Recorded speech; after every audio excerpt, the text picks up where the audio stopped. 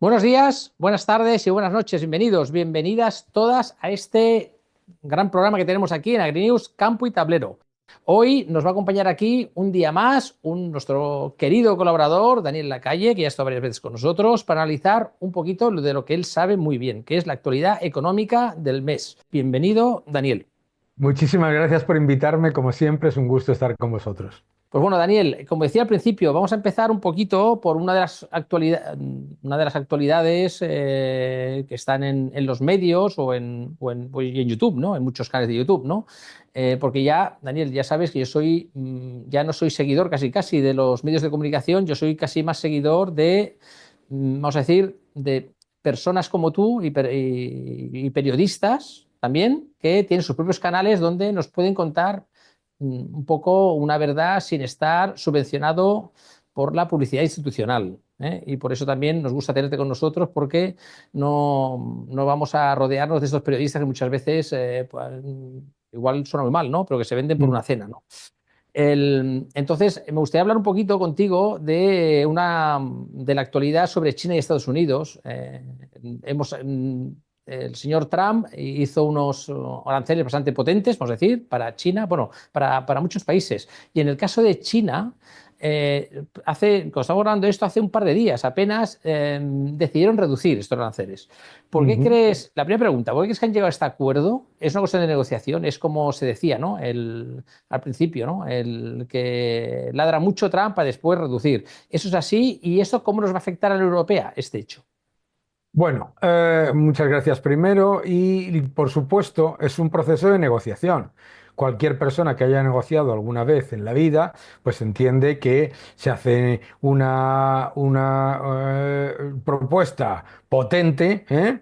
Y después se negocia. ¿Y qué es lo que ha ocurrido? Pues que sale ganando claramente con esta negociación la posición de Estados Unidos, ya que los aranceles que mantiene Estados Unidos siguen siendo muy superiores, alrededor del 30%, pero se fuerza a China a negociar. ¿En qué le afecta a la Unión Europea? En que le toca a la Unión Europea negociar, porque una vez que se ha llegado a un acuerdo con Reino Unido y con China, la Unión Europea se ve bajo una enorme presión para llegar a acuerdos rápidos que sean buenos para la propia Unión Europea, por supuesto, pero también para Estados Unidos, ¿de acuerdo? Entonces yo creo que esto es una grandísima noticia. Nadie se esperaba, o bueno, nosotros sí, pero muy poca gente se esperaba que hubiese un acuerdo de este calado en Estados Unidos. Y bueno, pues ya tenemos dos que son probablemente los que se suponía que eran los más difíciles, el de China y el de Reino Unido. Ujú. Bueno, dicen muchas veces que a veces bueno, el que más exige en un principio, más duro se pone, después es más fácil llegar a un acuerdo. A veces cuando tú te dejas, vamos a decir, avasallar, ¿no? O te dejas, Ujú. o eres facilón, vamos a decir, al final te dejan el último, ¿no? Quizás los europeos nos han dejado el último. Pues teóricamente, somos los aliados naturales de Estados Unidos, ¿no? Bueno, somos los aliados naturales de Estados Unidos, pero es verdad que la posición de la Unión Europea con respecto a la administración Trump, pues no ha sido cariñosa, ¿eh? Ha sido extremadamente, te diría que hasta insultante en algunos casos, ¿verdad? Por lo Mm. tanto, pues yo creo que toca negociar por el bien de todos y toca que las empresas, como las que nos están viendo, exijan a los gobiernos que se negocie, porque lo que busca Estados Unidos es una mejora para Estados Unidos, pero una mejora también para las empresas europeas. Ujú. Bueno, ya no sé si te puedo hacer esta pregunta, pero ¿tú crees que los gobiernos europeos están preparados para negociar con Trump? Bueno, es que hay un artículo maravilloso hoy en Bloomberg que dice, la Unión Europea tiene una posición de confrontación, pero no puede hacer otra cosa que negociar, porque no tiene cartas. No tiene cartas. Entonces, claro, si la Unión Europea decide no negociar, pues entonces resulta que el Reino Unido y China van a absorber la cuota de mercado en exportaciones a Estados Unidos de la Unión Europea, y eso obviamente llevaría a un desastre total a muchas economías, ¿no? Ujú. Entonces, yo creo que es que, bueno, pues puedes ponerte digno, ¿eh? Pero tienes que darte cuenta de que tienes que negociar. Ujú. Vale, sobre los aranceles de Trump, te iba a decir, porque yo sigo tu canal y también animo a quien vea estos vídeos que te siga porque se aprenden muchas cosas de manera independiente, como decía al principio.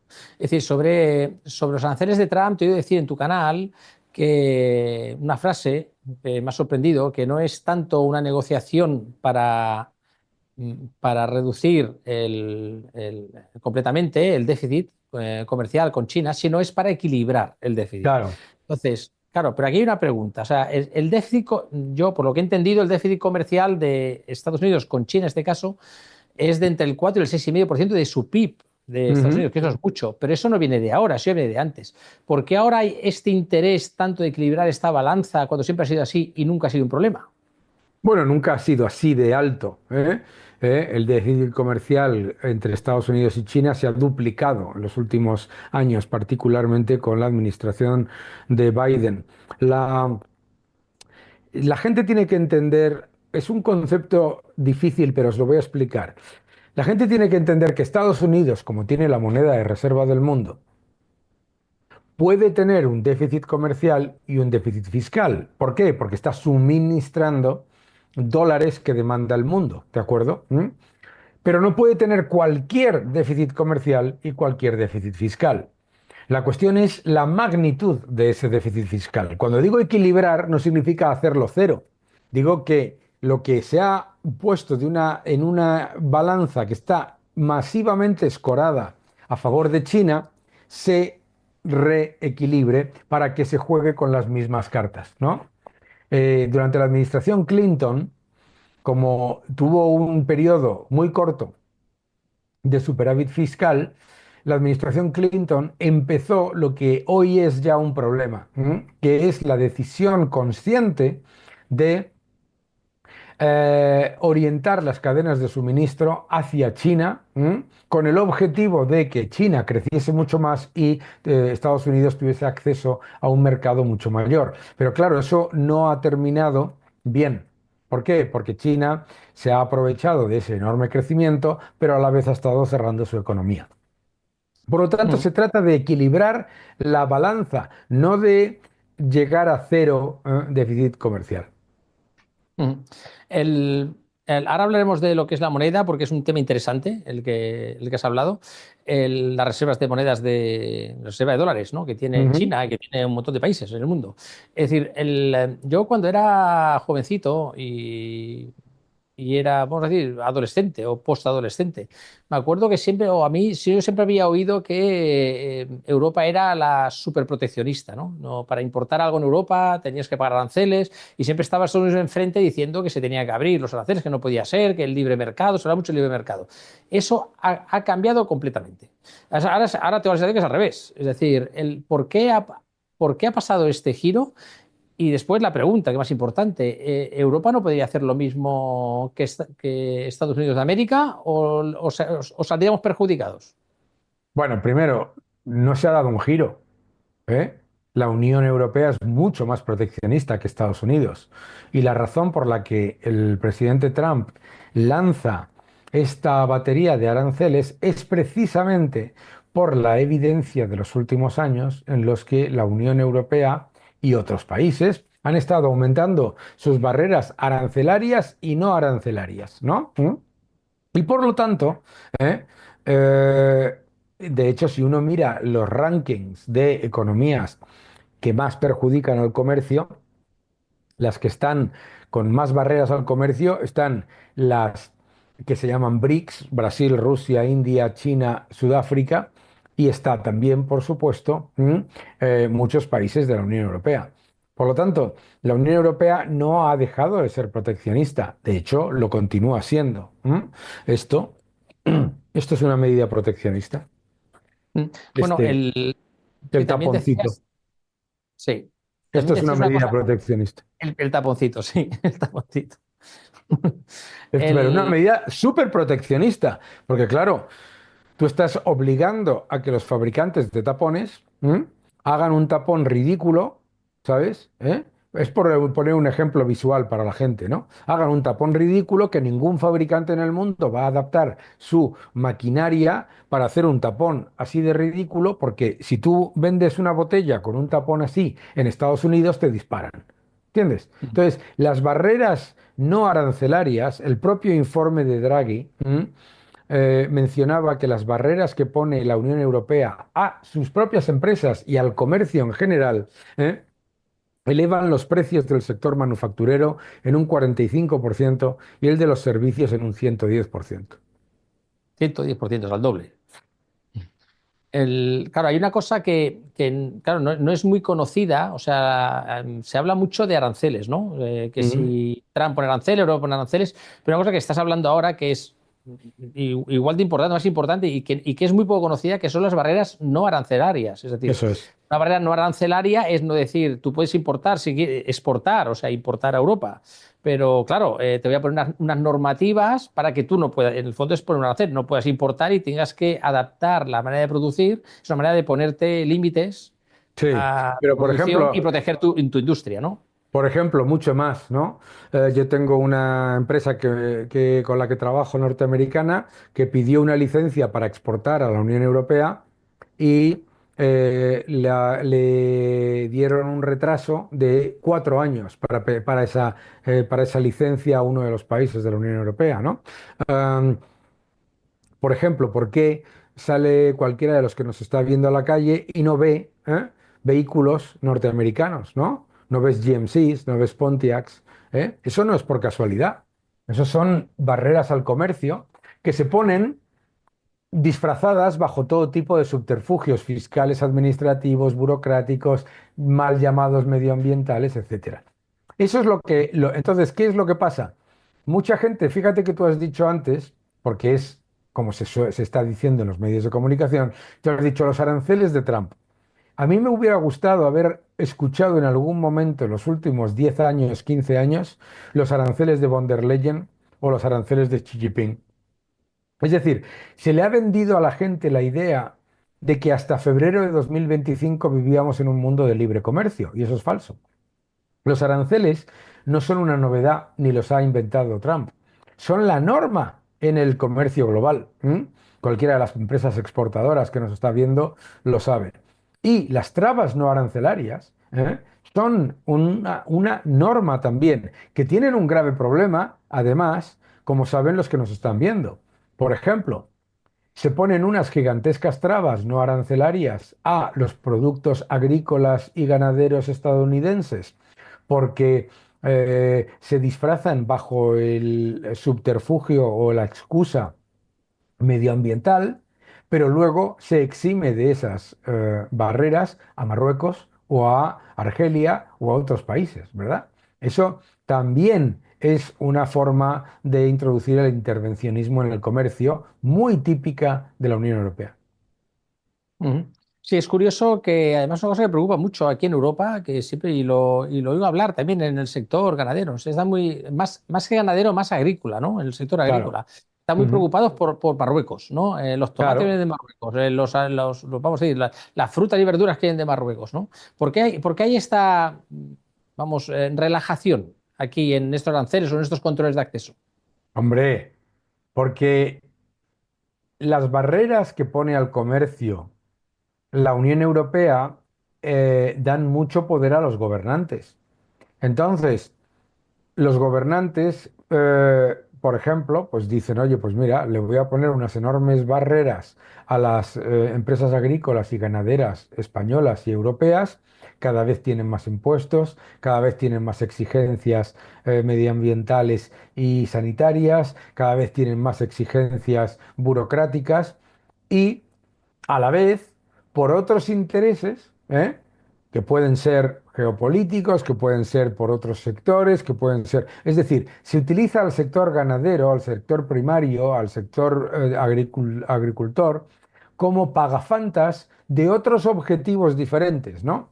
¿Te acuerdas que antes ocurría con la pesca?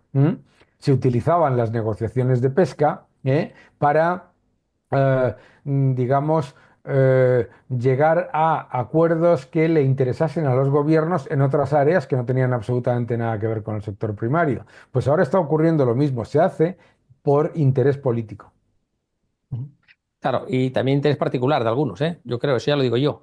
El, Hombre, no, o sea, obviamente las empresas de Marruecos o las empresas que se han establecido en Marruecos, obviamente se aprovechan de esa situación, ¿de acuerdo?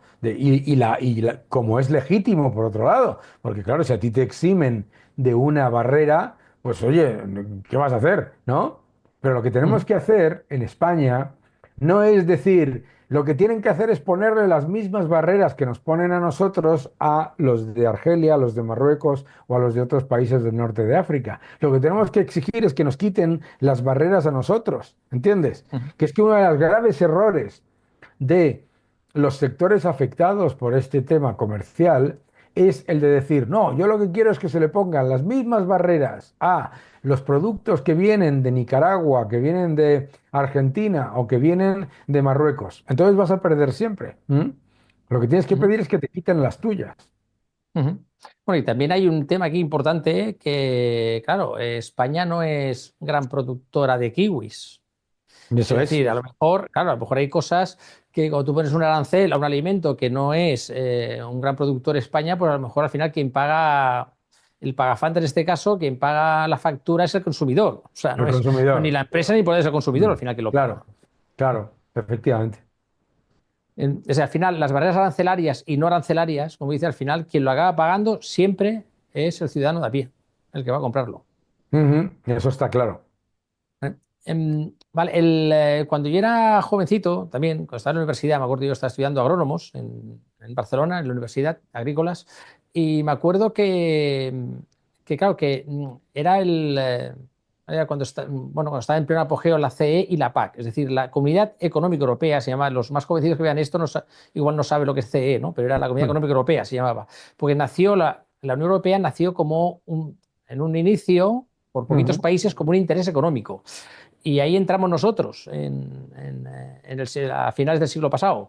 En esa Comunidad Económica Europea, el principal presupuesto era el Ujú. presupuesto de la PAC. Ujú. Se llamaba el presupuesto de la PAC, que era el presupuesto, además era el gran presupuesto, ¿no? El que se iba al campo.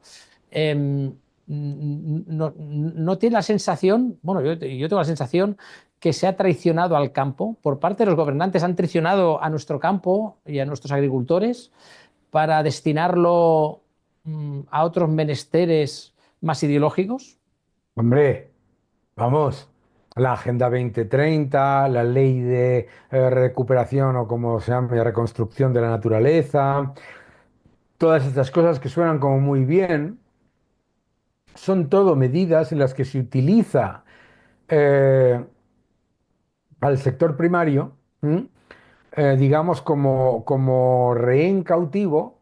Obviamente un agricultor o un ganadero pues no puede llevarse su empresa, ¿verdad? ¿M? Entonces, ¿qué es lo que ocurre? Que es un rehén cautivo que sirve de experimento para objetivos ideológicos que son completamente distintos. ¿M? Claro, entonces, como tú bien dices, la Unión Europea se creó para defender la agricultura, la industria y la ganadería. Y resulta que la Unión Europea, ideologizando cada vez más sus políticas económicas, ¿qué es lo que ha hecho? Cargarse la agricultura, la ganadería y la industria. Entonces, esto no se hace por casualidad. Hay una serie de activistas que han tomado las instituciones europeas y que permean muchos gobiernos, ¿m? Que consideran que lo que se tiene que hacer es ahogar a los sectores intensivos en energía y a los sectores, digamos, sobre todo del sector primario, porque además el sector primario es un sector que ideológicamente ellos han abandonado. Históricamente se pensaba pues, que los políticos aparentemente más orientados hacia el pueblo, etcétera, pues se preocupaban por los obreros, por los ganaderos, por los agricultores, por los transportistas. Eso ha dejado de pasar. Y tenemos eh, una burocracia que lo que hace es defender las posiciones activistas promovidas por multibillonarios, dejando completamente atrás, por diseño, a la agricultura, a la ganadería y a la industria. Ujú. Bueno, te tengo que decir que el consumo de carne no se está viendo afectado los últimos años. Es decir, a pesar de todo esto, el Claro, consumo claro. de carne sigue estando alto y en Europa se mantiene, pero en regiones como Latinoamérica está creciendo todavía y en Asia. Claro, pero el agricultor, hay una cosa que te permite decir una cosa, Daniel, que es importante. Claro, el ganadero o el agricultor en general es un autónomo, un pequeño empresario. Es Mm, decir, y el pequeño empresario, y sobre todo el ganadero, pues si me oyen los productores de leche, ellos ordeñan de lunes a domingo. Es ya, decir, trabajan todos los días. O ya. sea, es un sector que se habla mucho en política, eso, que no lo son ellos, los políticos. Es un sector muy resiliente realmente. Está acostumbrado a sufrir, a esforzarse. Por eso cuando se le ataca muchas veces o se le impone más impuestos, porque quizás lo supera quizás mejor que muchos otros sectores. Y Ujú. te debo decir que hoy en día, si tú, Daniel, quisieras crear, invertir en una granja de cerdos, Sí, aquí en Cataluña, en la zona este, es mucho más difícil que crear una empresa química. Es decir, una claro, empresa química es mucho más fácil que crear una granja de cerdos. Imagínate al nivel que hemos llegado. O sea, es gente claro, que está acostumbrada ya a luchar y a los papeles, a la burocracia y a superar, pues casi casi todo lo que se le pone por delante. claro. Pero es que la gente, cuando hablamos de esto, tú eres una persona que difunde la verdad, ¿verdad?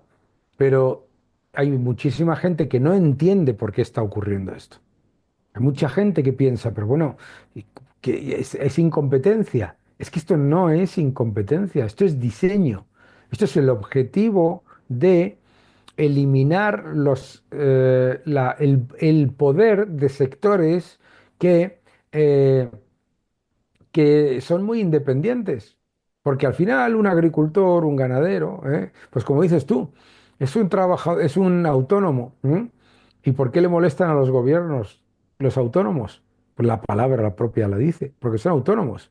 Claro que molesta, ¿eh? Molesta porque tienes que mantener a los transportistas, a los ganaderos, a los agricultores como clientes rehenes dependientes para que no te hagan protestas que además, cuando la agricultura y la ganadería protesta, los gobiernos de toda Europa se han dado cuenta de algo que les preocupa mucho.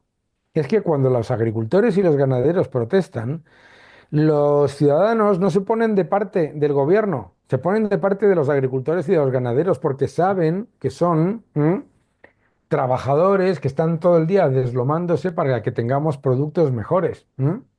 Y es una política de debilitar sectores incómodos, absolutamente. Pero no solo eso, Daniel. Además, te voy a añadir un tema, si me permites. Es decir, el sector ganadero, los ganaderos, los sectores autónomos que trabajan produciendo leche, produciendo carne de cerdo, carne Mm. de pollo y tomates y verduras, están tocando que es una necesidad básica, que es el comer. O sea, el comer se ha convertido en los ciudadanos un commodity. Tú bajas al supermercado y tienes de todo para comprar. Y si quieres pagar un producto ecológico, pagas un precio. Si quieres un producto de otro tipo, pues pagas otro precio. Si vas a un tipo de supermercado, pagas un precio. Si vas a otro, pagas otro, ¿no? Y cuando se ha puesto de moda las series, estas series que se ven en los streamings, ¿no? En los canales de televisión estos, hay no quiero decir nombres, pero hay de estas series que son apocalípticas, ¿no? Que se acaba el mundo y dice, lo primero que hace la gente, y es natural, es ir a buscar comida. Es decir, lo que se asegura es la comida, el agua y la comida, es lo básico. Es decir, yo no consigo entender por qué los gobiernos no defienden en nuestro continente que la comida se siga produciendo aquí. Es algo que no entiendo. Claro, porque, a ver cómo te lo explico yo.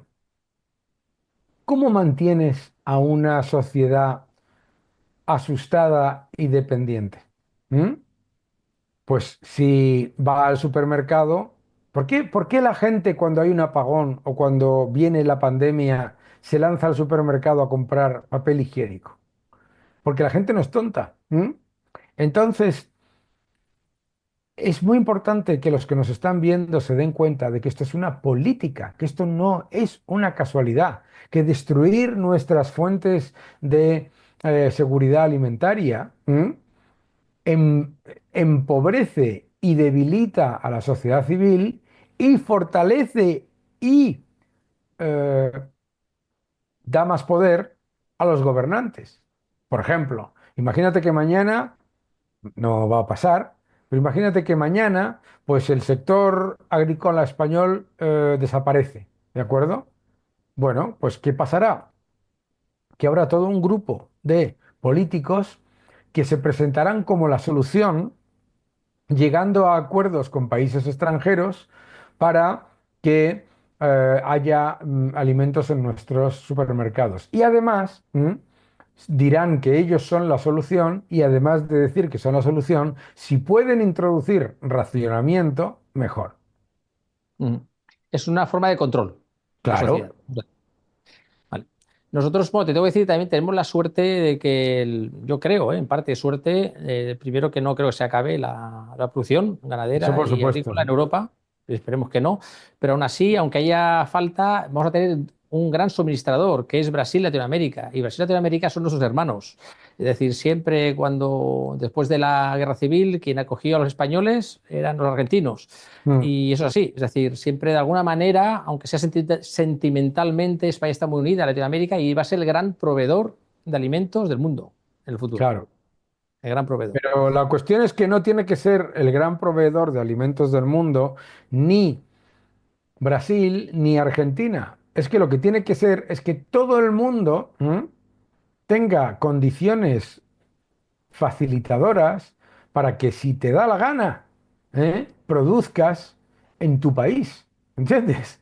Tú lo acabas de decir, decías, es que hay un montón de ganaderos que se encuentran en situaciones en las que básicamente se van a tener que cerrar.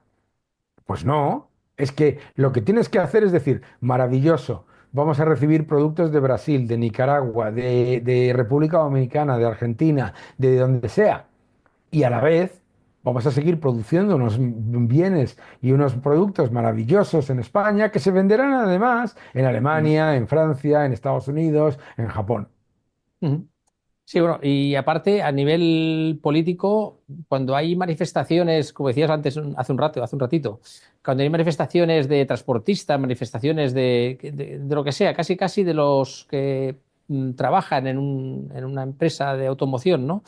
Es decir, no tienen quizás, y me sabe mal decirlo, igual suena mal, pero no, igual no tienen la simpatía de la población como del ganadero. O sea, el ganadero siempre ha tenido una Siempre. imagen muy agradable por parte del ciudadano, ¿no? Es Porque la decir, ahí. gente, porque la gente sabe que el ganadero es una persona que trabaja de sol a sol. Cuando llueve, trabaja. Cuando nieva, trabaja. Cuando hace sol, trabaja. Cuando le suben los impuestos, trabaja.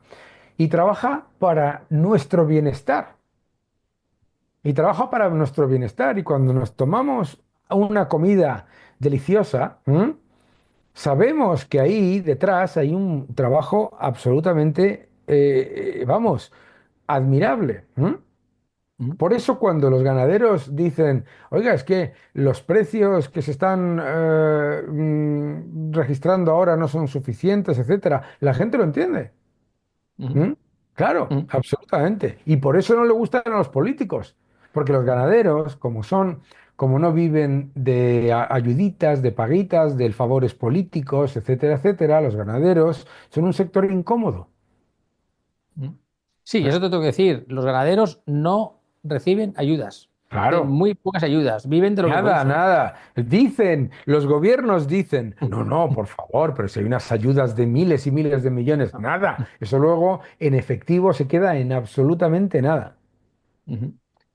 Bueno, ahora voy, para no alargar más, pues llevamos un ratito, ¿eh? Al final, iba a ser Mm, corto esta vez, pero nos hemos siempre, cuando claro, me un rato contigo, nos lanzamos un poco ya ahí. terminamos.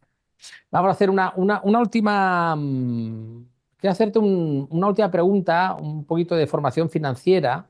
y es una cosa que a mí siempre me ha parecido interesante. Es decir, muchas veces no nos hemos planteado por qué el euro vale lo que vale, el dólar vale lo que vale, por qué a veces veíamos, ¿no?, que en Venezuela, ¿no?, que la moneda la tiraban, ¿no?, y se dolarizaba todo, ¿no? Antiguamente, vamos a decir, yo, si no, corrígeme, si no estoy equivocado, la primera moneda de curso internacional fue el real de a 8. O sea, el real que creó la corona de Castilla y en el siglo XVIII lo utilizaba todo el mundo, lo utilizaba Estados Unidos, que bueno, que de hecho Estados Unidos lo llamó el dólar español. Y lo Ya. utilizaba Estados Unidos, lo utilizaba en China y tenía un valor esa moneda porque el contenido en plata era lo que valía la moneda, es decir, tenía ese valor. Entonces, después, todas estas monedas pasaron a estar soportadas por las reservas de oro de los países. O sea, las reservas que tenían los países de oro soportaban el valor de la moneda, pero ahora ya con la moneda fiat eso ya no es así, ¿no? Es decir, hasta qué punto es importante no estar vinculados al oro, no estar vinculados a un metal precioso, y hasta qué punto un país puede hacer bancarrota por culpa de su moneda. Bueno, lo que la gente tiene que entender es que lo que nosotros llamamos dinero es deuda, ¿no? ¿De acuerdo? Y que lo que refleja la inflación es la pérdida de solvencia del emisor de esa deuda, del dinero, ¿no? Y el valor de la moneda refleja el crédito que tiene esa economía. No refleja los bienes y servicios que produce esa economía, refleja el crédito que tiene. Y el crédito que tiene no significa que vaya a ser eterno. Entonces lo que tenemos que darnos cuenta es que cuando nosotros en los debates económicos escuchamos a la gente pedir a los gobiernos que den más dinero, que den más ayudas, que den más apoyos, que den más gasto, están encantados de hacerlo. Están encantados de hacerlo porque significa imprimir más moneda, que significa pasarle más de sus desequilibrios al ciudadano, ¿no? Lo que hace que el euro y el dólar sean monedas de reserva del mundo es porque el dólar y el euro tienen más crédito que otras economías, aunque sean muy grandes, como son el caso de China. ¿Mm? Claro, eso es lo que ha pasado en países como Argentina y sobre todo Venezuela, que Eso cuando tú le es. das a la máquina de imprimir Mm, billetes, llega un mm. momento que tu moneda pide todo el crédito y al final no vale para nada. Y eso es Eso es, peligrosísimo. Eso es claro, peligrosísimo. claro. Peligrosísimo. Claro, decimos que al final el valor que tiene la moneda es el crédito que le da o sea, la población en sí, las empresas, los inversores, es cuánto va a creer que esa moneda vale, en el fondo. Sí, Y claro, pero aquí hay un tema importante que es, lo has dicho también al principio, que es que el dólar, la moneda de Estados Unidos, es como la moneda oficial, vamos a decir, la moneda que utilizan los países, vamos a decir, para sus reservas. Es decir, ¿esto hasta qué punto es tan importante y tan perjudicial o no para Europa eso, para un euro? bueno, no es perjudicial, no es perjudicial ser la moneda de reserva del mundo, el euro también es una moneda de reserva, lo único que indica es que tienes más crédito, ¿de acuerdo? Y que esa moneda, que es en realidad la deuda del Estado, es en el Banco Central de otros países un activo, ¿no? ¿Eh? En el Banco Central de Japón, el activo está lleno de deuda de Europa y de Estados Unidos, ¿de acuerdo? ¿Eso es un problema para Europa? No, porque la competencia es buena. ¿Es un problema para Estados Unidos? Tampoco, pero ¿eso es una garantía de que puedes imprimir y que puedes gastar todo lo que quieras? Tampoco. ¿Entiendes? Lo que Mm, hablábamos antes.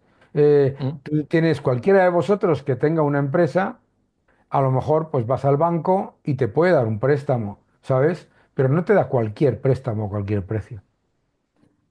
Claro, es decir, Mm. a Estados Unidos o sea, es como cuando tú vas a pedir un préstamo, una hipoteca, depende el crédito que te da el banco a ti, Sí, tu rating, que tienes tú como es persona, pues exactamente eso es lo eso. mismo. Eso es la moneda. La moneda es crédito, nada más, nada menos. Es muy sencillo. Eso es. Mm.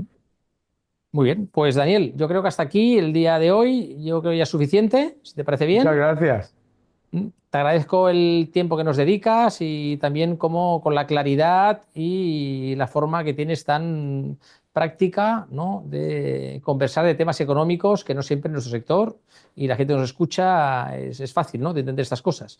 Así que te agradecemos tu participación y nos vamos a ver, seguir viendo pronto en próximas participaciones tuyas. Para la Maravilloso. redundancia. Mil gracias como siempre. Gracias por la amabilidad y por las preguntas tan interesantes. Muchas Vale. gracias. Muy bien. Pues vale, Daniel, hasta la próxima. Hasta la próxima.